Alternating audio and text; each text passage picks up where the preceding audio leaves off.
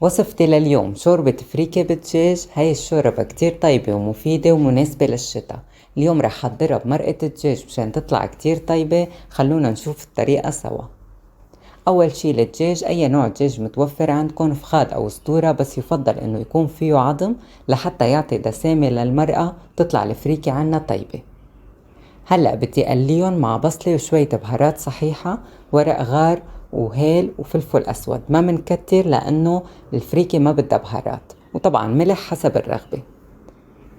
منقلب الدجاج من على الجهتين لحتى ياخدوا لون، يعني تقريبا 10 دقايق لحتى ياخد لون من الجهتين.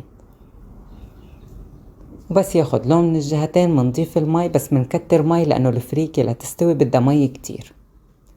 وهلأ بستنى لحتى يغلو لنتأكد ما في زفرة، ومنغطيها لحتى يستوي الدجاج.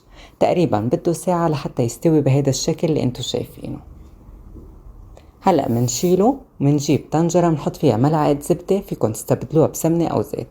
وهلأ بضيف الفريكة مغسولة كتير منيح ومصفاية ومنقوعة على مدة نص ساعة. بقلبها مع الزبدة، وهلأ بضيف لها مرقة الدجاج بعد ما شلت منها كل المطيبات والدجاج.